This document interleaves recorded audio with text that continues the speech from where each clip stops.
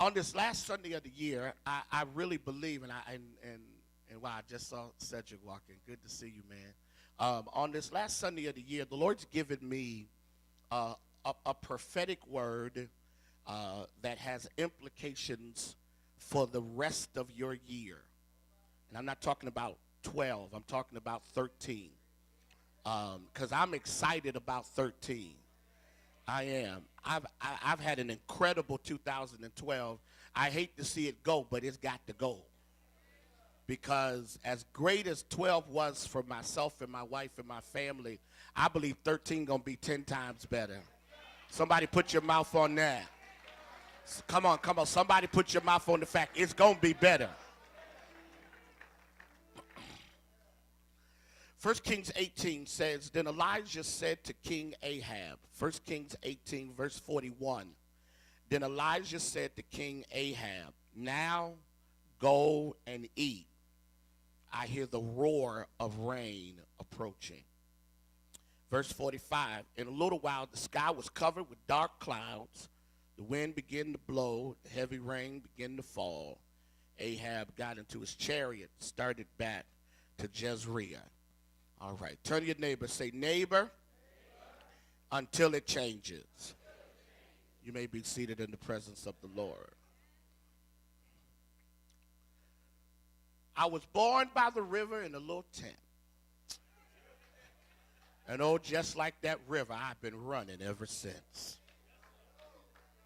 It's been a long, long time coming. But I know a change is going to come. It's been too hard living, but I'm too afraid to die. Because I don't know what's up there beyond the sky. It's been a long, long time coming, but a change gonna come. Oh, yes, it will. These timeless words penned and performed by the legendary Sam Cooke are not just the painful but hopeful musings of a melancholy singer, but the private utterances of many who, in seeking to manage life, finds themselves in seasons of continual crisis and insufficiency. His blight portrayal in song awkwardly encapsulates the struggle we see in our text. For King Ahab and Israel are oppressively caught in the cruel clutches of a severe famine. The people of promised prosperity are literally drowning in the sea of financial depression and religious disunity. The nation is decaying, and no one but the prophet has the answer. They have officially gone over the ancient Israel's view of the fiscal cliff. The political and religious leaders are baffled as to how to manage what has reached catastrophic levels. They are overwhelmed, for the famine that started with a word will not end until the word is released. And for some strange and unknowing reason, God has held the tongue of the prophet for 3 years. So for 3 years, they've lived in horrid and hellish conditions. For 3 years, they have watched every resource dry up. For 3 years, they have found themselves overwhelmed and overtaken by external conditions that now impact their internal or intrinsic stability. And then out of nowhere, in the midst of what appears to be a never-ending season of drought, famine, and misery, a word is released. And hope and healing appears to be on the horizon. For the omnipotent and unrivaled God has granted permission to the prophet to deal directly with the dire conditions that have created the famine. He's dealt with the religious disrespect and disregard. He's dealt with the awkwardness of a nation that was created to serve as priests corporately, but are now operating selfishly. He deals with the conditions that have brought about the famine. For the drought, my brothers and sisters, was the instrumentality of God's anger. The drought was simply nothing more than a vessel. The real cause of the famine was that Israel had lost its way.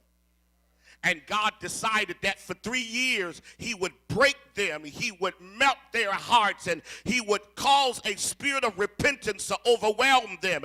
And so for 3 years they've lived as if they have no hope. And then out of nowhere, God speaks a word. Maybe that doesn't excite you today, but the thing that excites me is that at some point in your life, if you trust the God I trust, no matter what you're going through, he will speak a word. And in a singular moment, watch this, a metamorphosis in an incredible astronomical shift occurs, and the famine that was caused by the drought now ends. Now, before we scurry off to shout and speak in tongues and dance and rejoice, let me warn you that this moment did not happen right away. If truth be told, they had to wait 3 years before a change came. They waited 3 years before they got a word from the Lord. They waited 3 years before the drought dried up. They waited 3 years, Carlton, before it got better. They waited 3 years. They waited 3 years. I'm trying to get some of you to get this, because some of you are sitting here today frustrated by the fact, watch this, that you come to church every Sunday morning and you hear me talk about this is the season of favor and this is the time where God is moving, and then you happen to sit next to somebody who is rejoicing and shouting because they're living in that season, and then you wonder, God, when is it going to be my time? But I came to declare that the God that we serve is not a God that leaves you in the famine.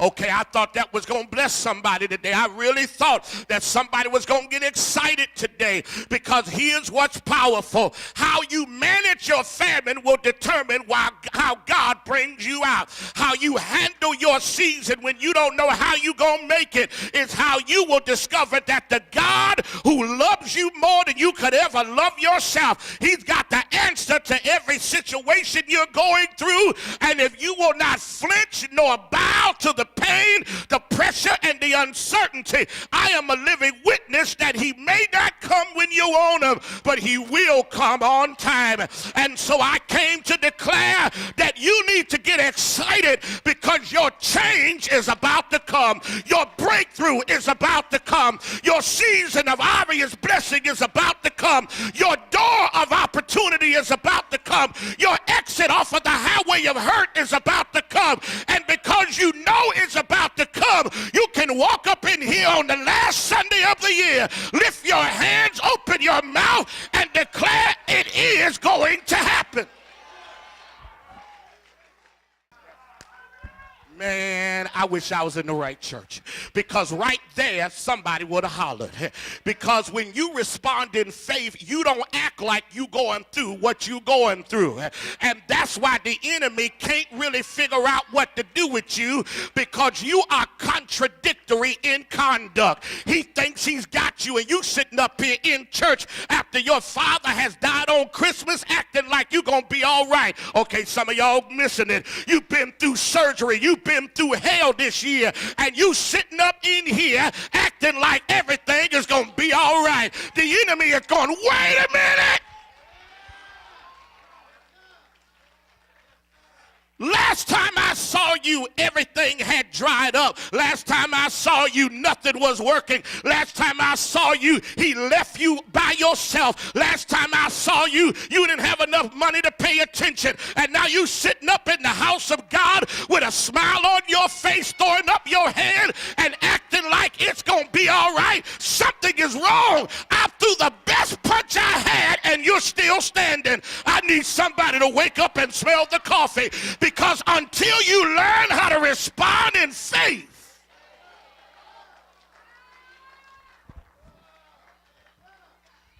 be seated. This has probably been, Dan Farley, one of the themes of my preaching the last month, as I've tried to lift up in simplistic terms this unbeatable, unrivaled, he's got it God.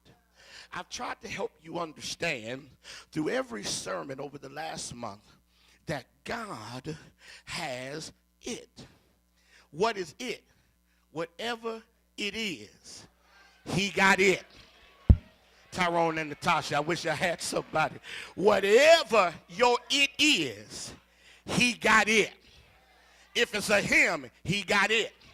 If it's a her, he got it. If it's a them, he got it. If it's a situation, and that's why I don't have to go to the Lord giving him your it, because I got my own its. But I'm so glad that he's big enough. He's omniscient, omnipresent, and omnipotent. He is sovereign. He's immutable. He's righteous. He's holy. He has the ability to deal with your it and my it in the same season, and nobody it bumps into each other's it. I need you to shake your neighbor's hand and tell your neighbor, I feel God about to deal with my it this year. I feel God about to handle. Yes, Lord. I feel God about to handle.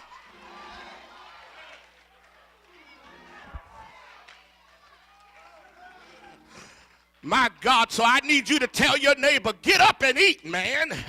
Get up and eat, woman. Don't sit there and have a pity party. Get up and eat. Get up and believe that God, yes, Lord, is going to do what he promised. I need somebody to jump up and start eating right now. I need you to open your mouth and say, God. Watch this. Watch this. You got to expect the reversal of the famine.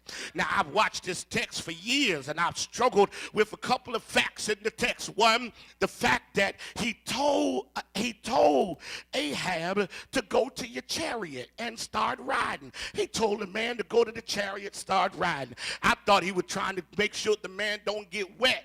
But when you ain't seen rain for 3 years, you just stay outside all day.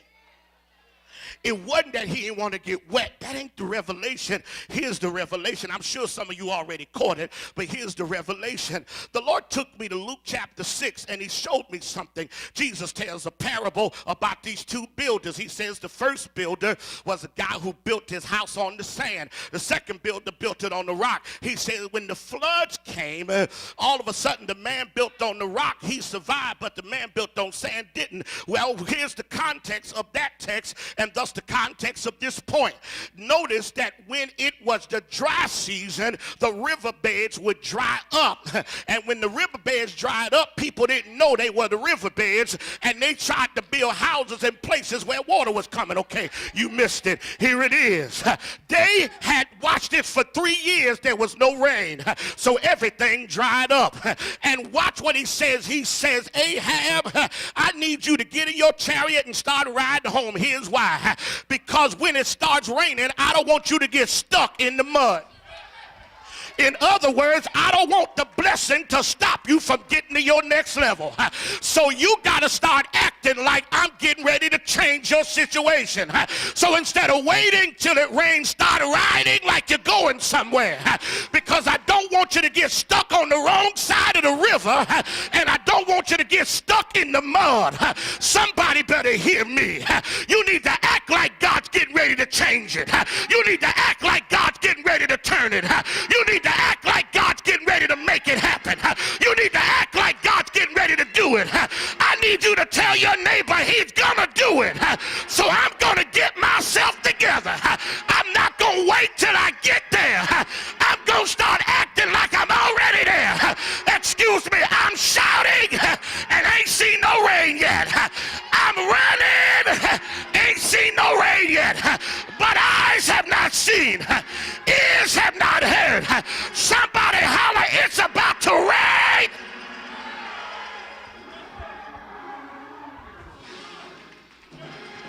Be seated. Watch this. I'm done. I'm done. Woo! See, some of y'all don't know when to shout, because you sitting around here waiting for it to rain. You need to act like it's gonna rain.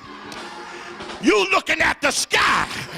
You need to start riding your chariot. Tell your neighbor, I know he's gonna turn it. I know he's gonna fix it. I know I'm blessed. I know I'm highly favored. Somebody holler, ride.